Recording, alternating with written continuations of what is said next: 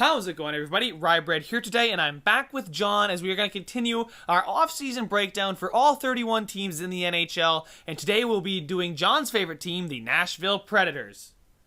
What's up, guys? I'm pretty excited for this one. Got a lot to talk about, and I think it's going to be a good episode. So I hate to bring up the bad news, but everyone knows that they made an incredible cup run, but it fell just short.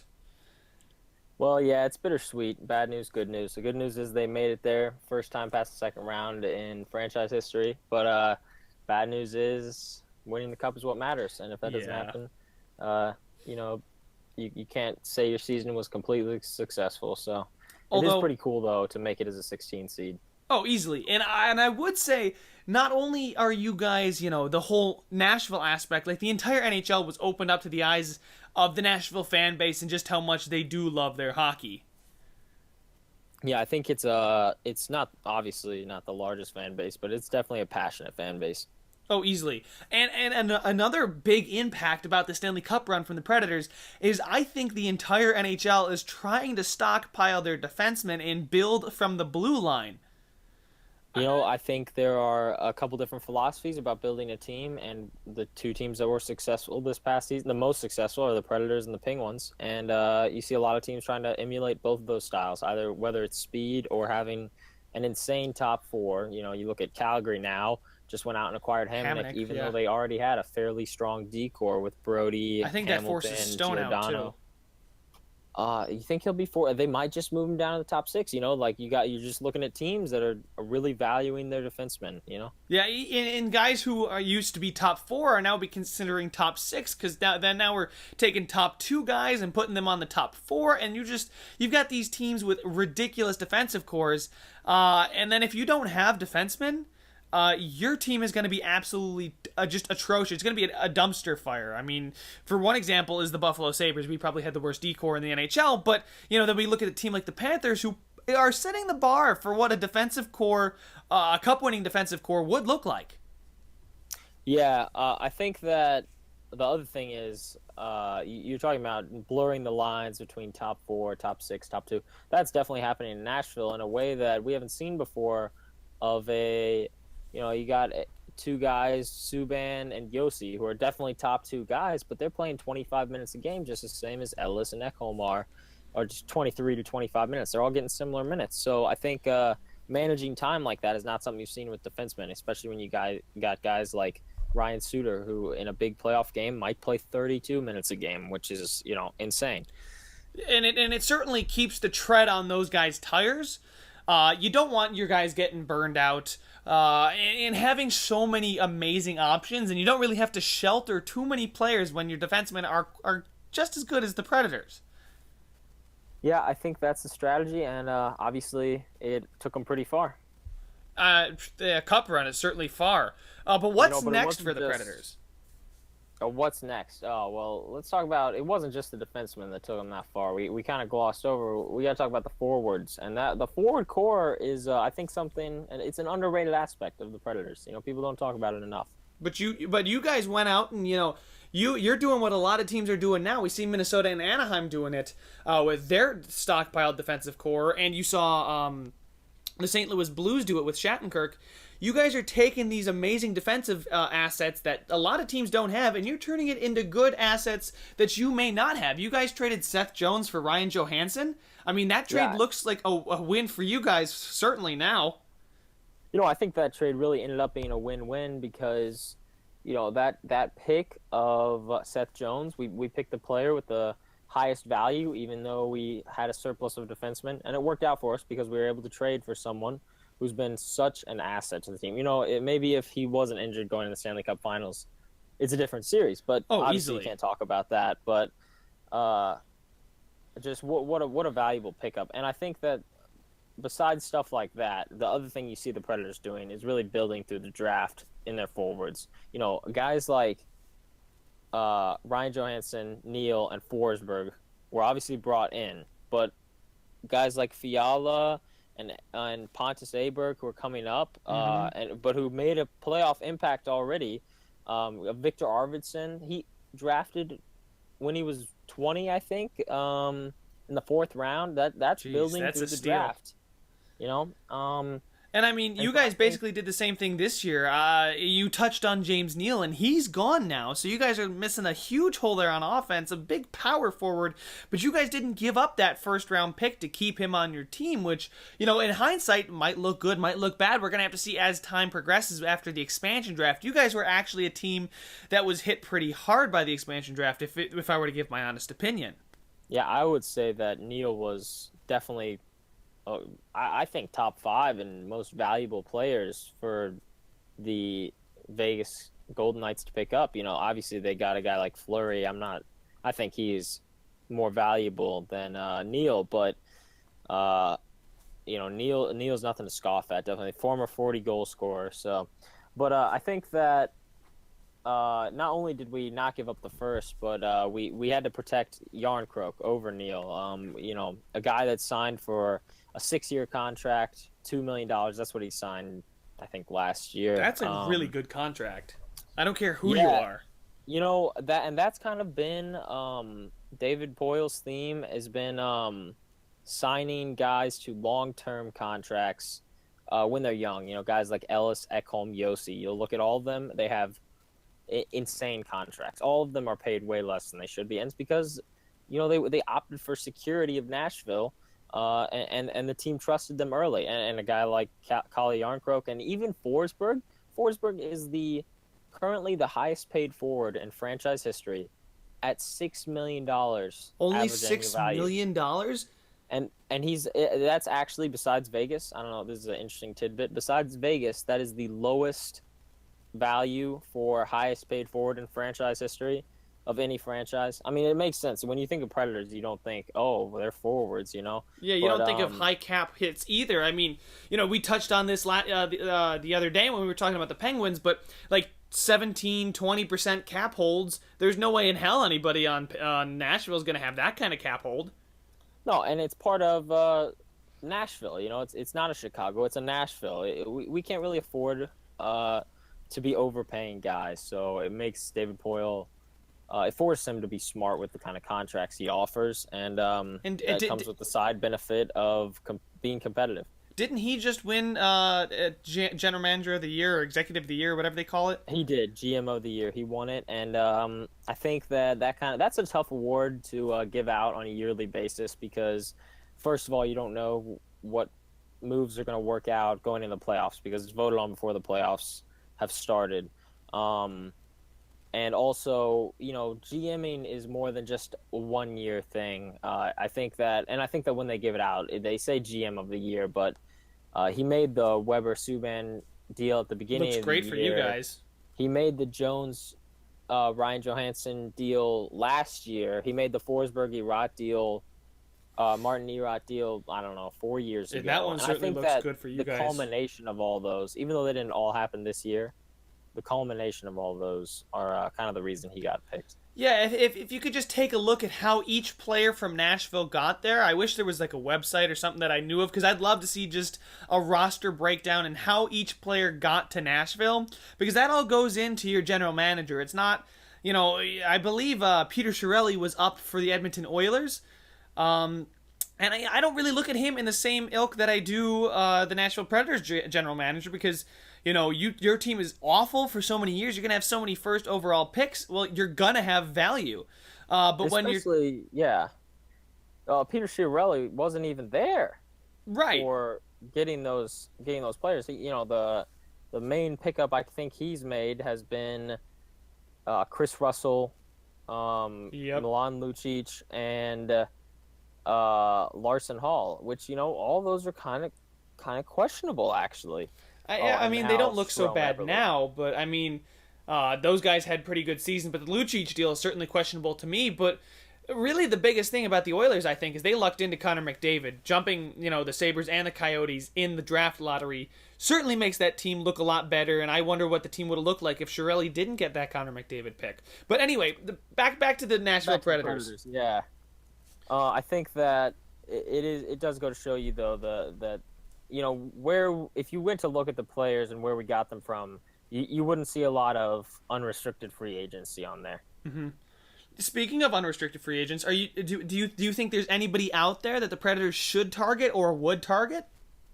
Okay, so the reason you wouldn't see a lot of unrestricted free agents out there is because we haven't been in a position to contend where we are willing to overpay for an unrestricted free agent. Anytime you have an unrestricted free agent, you're going to overpay. But now we are in a position to contend, and I think that there are some people we need to target. Like I said, when Ryan Johansson went down in the playoffs, it was a major hit to the Predators, and that was because we lacked the center depth. That a team like the Penguins, obviously, with Oh, Crosby and Malkin have. So, they're definitely looking to pick up that center. We have a big hole at second line center, especially with Mike Fisher retiring. So I think the rumors right now are number one, we're looking at Joe Thornton. And now they that say would be LA amazing. also is. But I think it would be really cool to see a guy like Joe Thornton. He might not be the fastest, but he's no doubt a good player still. Oh yeah, and it's definitely that kind of center who's going to win you draws, which personally I think was one of the biggest things. Is the Penguins just I think absolutely dominated the faceoff circle. But as much as I like a guy like Mike Fisher, who's a very hard nosed guy, battles every shift. I don't think he's good enough to be your first line center. When you got to roll him out there after you said when Ryan Johansson went down, the Predators just lost a lot of what there's offense and forwards were. Now they had to have the wingers, but center depth is something that's really it's never been. I guess I should say it's always been important in the NHL. Is if you don't have a good centerman, if you don't have a good player down the middle, you aren't going to do much. I truly believe that you have to have a legitimate number one center and a number two center who might be a number one center on another team in order to win a cup. You look at teams like Pittsburgh with Malkin and Crosby, no doubt the best 1-2 center punch in the league. Like there's just no arguing that. A few years ago, you had the LA Kings with Kopitar and Carter. And well, okay, now the one exception might be the Blackhawks, where you have Taves and then Anisimov, and one year they even had Michael Handzus. You know who that is? Yeah, exactly. So, but in Chicago's teams, case, they got have wingers. to have that punch. Yeah, they do, and they had the defensive core when they were winning. And Anisimov's no scrub either. So right. I think that that's definitely something the Predators need to be looking at acquiring. And if not Joe Thornton, I've heard some rumblings about Nick Bonino. There's always the off chance that Fisher won't retire. But like you said, and let's talk about the trade that Nashville didn't make, which got talked about. Matt Duchene. He's been a name that's been on the rumor mill for a while now. Oh, he's been linked to so many teams. But I think the problem with him is Colorado's valuing him too highly, and I don't think, the Predators, their savvy GM, is not going to give up more than, what Duchene is actually worth. Yeah, and the rumors are that the package was Ekholm. They were asking Ekholm was the centerpiece of the Colorado ask from Nashville. So, we decided that defensive core is what brought us to the Stanley Cup final. We're not going to break it up. That's smart. Right now I'm sitting here pausing thinking, would I make that trade if I were in the Predators situation? And you might get me 6 times out of 10 to say yes to that trade, but that's a tough one. I'd have to sit down and think about that more than just 30 seconds here. Yeah, it is a tough one. And I do say centerpiece. Colorado apparently has really, really been valuing Duchene highly. They might have been asking for, Ekholm and a first or something, and that's something where wow, now that becomes Tolvanen. And let's talk about the draft a little bit. Oh yeah. I really liked what you guys did in the draft. Had a really good pickup in the first round. Do what? What'd you say? I think you guys had a really, really good draft, not just in the first round, but overall. I mean, your guys' prospects, you made the most of what you got. When you make it to the Stanley Cup Finals, like I said with Pittsburgh, and like I'll be saying for these couple teams that made it deep, when you don't pick in the top 10, you got to make sure your scouts are doing their work, and you got to find some players that, other people might have passed on, and you might find some hidden gems. Yeah, I definitely think sometimes you have to take risks, too, if you're picking late. Guys like, you see a guy dropping like Liljegren, and you see a team like Toronto taking advantage of that. I say taking advantage of, but teams passed on him for a reason. It is a risk, but that's the kind of thing you have to do. And I think the Preds did that because apparently the story with Tolvanen is he was projected to go higher, but in the interviews, which are apparently a big deal, he came off as arrogant, and also there was question. His defensive game was questionable, and he had also only played on international ice. So there are other problems too. Right. But But if I he's think there's definitely any, I think he's that definitely an offensive talent. I think if there's any place where an offensive talent can learn to be more of a two-way, it's probably Nashville. And, you got to think, if I've got those guys behind me, that gives me freedom up on the offensive third of the ice to do something creative, because I know those guys will help me out here up top, and if I make a mistake, they'll bail me out back, and I got a world-class goaltender in Pekka Rinne back there, but I don't know how much longer you guys are going to have Pekka Rinne. Yeah, that's definitely something. He's been the heart and soul of Nashville just as much as a guy like Shea Weber has been. I think that he might be one of the first numbers retired here, but Pekka Rinne might not be here for very much longer. His contract is expiring, I believe, in 3 years, and it is a big contract. It's a huge but, contract. It's definitely something. It's definitely one he deserves. Although you got to look at who's in the pipeline to replace him. And you guys got that. You guys got a backup goaltender in UC Saros, who I actually got to watch a little bit this year. He did play a game against Buffalo. He's still a little bit raw. I don't think he's quite ready to be your number one and flip flop with Pekka Rinne. But in a few years, I think he might be ready. But when Pekka goes, are you guys gonna have to sign a UFA to be your backup, or is Saros gonna be good enough to be a starter? I'm going to agree with you. I definitely think that it's going to take some time to groom, and I think that's something time will tell. If we won't know that for sure, and I don't think it's worth worrying about until we see Saros playing this year. And an interesting thing about Saros is that, and maybe a worrying thing, is that he is definitely below average height for an NHL goalie. A guy like Pekka Rinne, he towers in the goal, and I think we're looking at taller and taller goalies as guys like Ben Bishop and Pekka Rinne are doing well in the league. Right, but then you look out towards LA, and you got a guy like Jonathan Quick there, who's not the biggest guy on the ice, and he's certainly one of the top 5 goalkeepers in the league. That's definitely true. But I just have a feeling that just like GMs might overvalue strong, gritty players, I think they might also overvalue tall goalies. Right, which is why I think a guy like UC Saros can fly under the radar till he gets. He actually starts in a couple years, and looking up his stats, he's got I think it was over a 920 save percentage, which is fantastic. That's definitely solid. You got to realize he's playing protected, sheltered minutes. So, I think that's just Nashville trying to develop him the right way, and we'll definitely see. He'll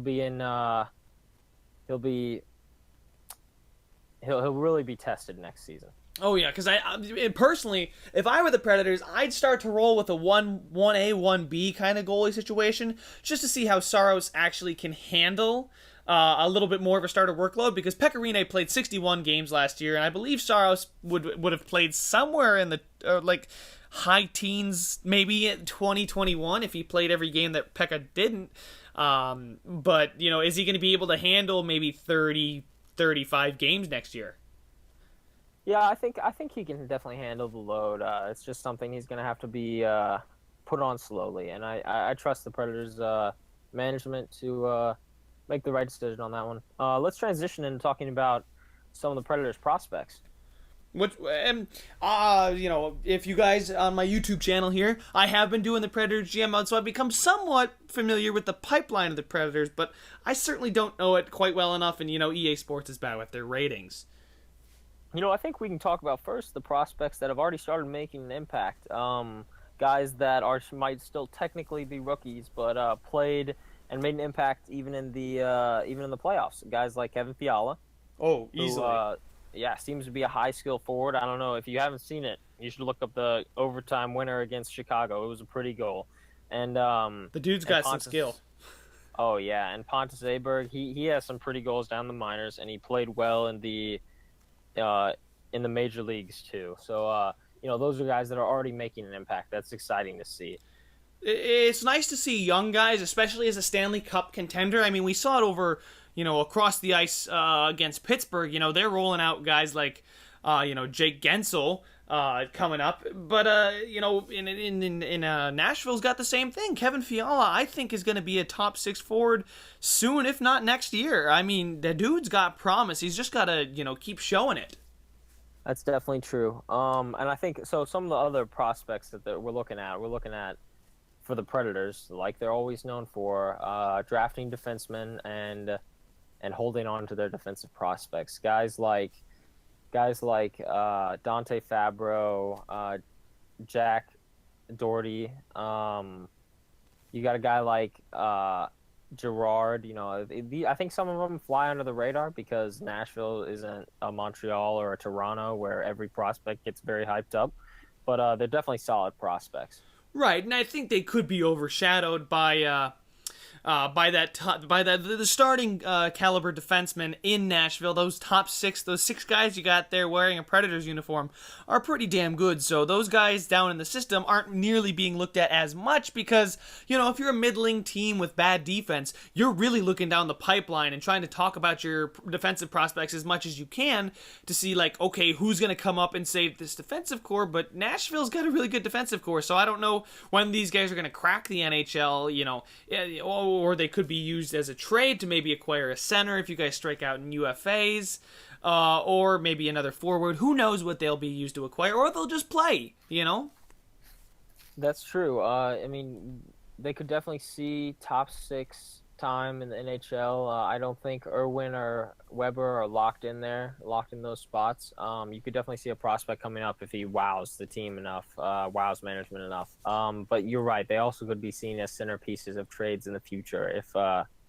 they are touted enough. So that's something interesting. We also got to talk about some of the forward prospects. I feel like for the first time, definitely we're not looking too bad on forward prospects. So we already talked about Tolvanen a little bit, but also guys like Vladislav Kamenev and Trennan. They're both forward prospects who are pretty touted now. Who are very good and are going to be the future of Nashville. I think Nashville can make another cup round next year. Where do you see them going here before we have to wrap it up? Next year I think expectations should be tempered. We can't expect to make the cup or bust. Of course we want to win the cup, but we were a 16 seed last year and it was an amazing run. Certainly, I think that if we make the playoffs and win a round, it would be a success. But obviously you want to win the cup, so we'll see what happens. Right, and you guys are in that damn Central Division, and with the new way the playoffs are working, it's going to be tough as ever to go ahead and keep advancing.